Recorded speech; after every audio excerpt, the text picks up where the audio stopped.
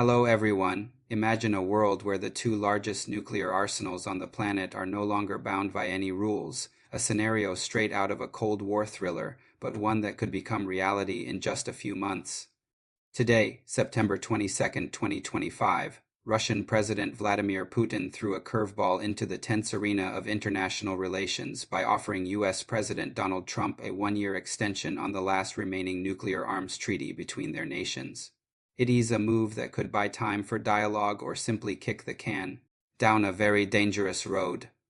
In tonight's deep dive, we'll unpack what this means, why now, and what might come next. Stay with us as we explore this pivotal development in global security. Let's start with the basics to set the stage. The treaty in question is the New Strategic Arms Reduction Treaty, or New START, signed back in 2010 between the United States and Russia.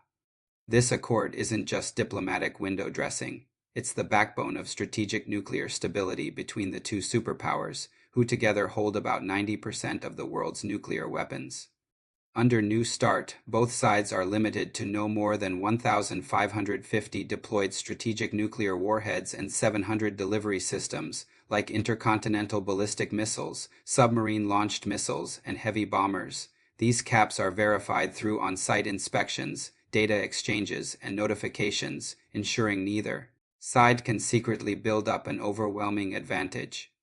The treaty has a storied history. It was extended for 5 years in 2021 by then U.S. President Joe Biden and Putin, pushing its expiration to February 5, 2026, but tensions escalated dramatically with Russia's invasion of Ukraine in 2022. In February 2023, Russia suspended its participation, citing U.S. support for Ukraine as a violation of the treaty's spirit and claiming that inspections had become impossible amid the conflict. Despite the suspension, both nations have continued to informally adhere to the limits, until now at least, as the clock ticks down. Enter today's announcement. During a meeting of Russia's Security Council, Putin declared that Moscow is prepared to voluntarily stick to New START's quantitative limits for one additional year beyond the February 2026 deadline, provided the U.S. does the same. He framed this as a gesture toward global non-proliferation, emphasizing that it could spur dialogue with Washington about arms control. But it's not without strings attached. Putin warned that Russia would closely monitor U.S. actions, particularly in areas like missile defense systems or space-based interceptors, which could undermine the balance of deterrence capabilities. In essence, he's saying, "We'll play nice if you do, but don't push your luck." Why make this offer now? The timing is intriguing, to say the least. With Donald Trump back in the White House after his 2024 victory, there's a shift in U.S. leadership that Putin might see as an opportunity. Trump has publicly expressed interest in maintaining nuclear limits post-expiration, even floating ideas for a broader deal that could rope in China, though Beijing has repeatedly rejected that notion. Meanwhile, the ongoing war in Ukraine looms large. Ukraine has been lobbying Trump for tougher sanctions on Russia, and Putin ties any arms control progress to broader security resolutions, including the conflict. This proposal could be an olive branch or a tactical ploy to ease pressure while Moscow navigates battlefield setbacks and economic strains from Western sanctions. It's worth noting the broader geopolitical chessboard here. U.S.-Russia relations are at their lowest ebb since the Cold War, with NATO expansions, cyber skirmishes, and proxy conflicts adding fuel to the fire. Just last week, we saw clashes at the UN over alleged Russian incursions into NATO airspace, highlighting how fragile trust is between the West and Moscow.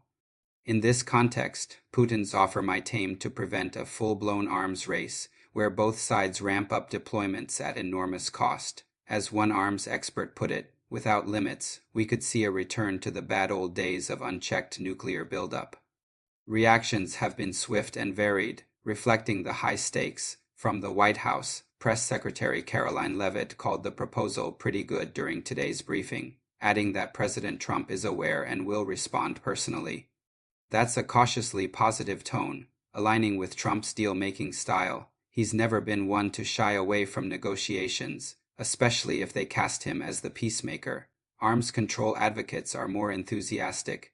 Daryl Kimball, executive director of the Arms Control Association, hailed it as a positive and welcome move, urging the U.S. to reciprocate to avert an expensive and destabilizing arms race.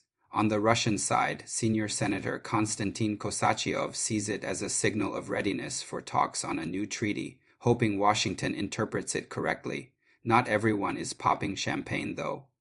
Ukrainian officials and their allies view this with skepticism, fearing it could dilute pressure on Russia over the war. Timofey Milovanov, a prominent Ukrainian economist and former minister, shared clips from the White House briefing on social media, questioning how this fits into broader U.S. policy on Russia, including potential designations of state-sponsored terrorism. And from a neutral standpoint, one can't help but wonder if this is genuine outreach or just diplomatic theater. After all, a one-year band-aid on a treaty that's been limping along hardly screams long-term commitment. It's like extending a lease on a leaky roof instead of fixing it. Let's inject a bit of levity here, because nuclear Armageddon discussions can get heavy. Picture this: two world leaders, known for their larger-than-life personas, haggling over doomsday weapons like they're at a garage sale. 1 year?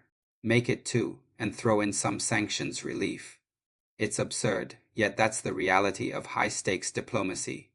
But seriously, this highlights a universal truth. When it comes to nukes, even rivals recognize that mutual assured destruction isn't a winning strategy. It's a subtle reminder that beneath the bluster, self-preservation drives the game. Diving deeper into the implications, if accepted, this extension could provide breathing room for negotiations on a successor treaty. Experts warn that without it, both nations might deploy more warheads, escalating costs and risks. For the U.S., it aligns with Trump's America First approach by avoiding unnecessary spending on an arms buildup while focusing on domestic priorities. For Russia, strained by the Ukraine war and economic isolation, it prevents further isolation on the global stage. Globally, it could stabilize markets jittery about escalation, especially with tensions in the Middle East and South China Sea adding to the mix. However, critics point out the flaws. This isn't a full renewal. It's voluntary and short-term, leaving room for either side to walk away. And it doesn't address emerging threats like hypersonic weapons or cyber vulnerabilities, which fall outside New START's scope. Fairness demands we apply the same scrutiny here as we would to similar pacts elsewhere. Think US-Israel security deals or EU-Russia energy agreements. If we're praising restraint in one arena, we must condemn aggression in others, like unprovoked invasions, using consistent standards. The event itself merits light criticism. In an era of climate crises and pandemics, why are we still playing catch-up on 20th century threats? It's a bit like updating your antivirus software only after the virus has hit reactive, not proactive. Yet there's cautious optimism. Progress on arms control could spill over into other areas, perhaps even thawing the Ukraine stalemate. Trump has pressured Putin to end the war, and this offer might be Moscow's way of testing the waters. As Putin himself noted, avoiding a further strategic arms race benefits everyone. But success hinges on reciprocity and trust, commodities in short supply these days. In wrapping up, today's development is a reminder that even in divided times, dialogue on existential threats persists. Putin's offer to extend New START by a year isn't a panacea, but it's a step back from the brink. Whether Trump accepts and builds on it could shape the next chapter in U.S.-Russia relations and global peace.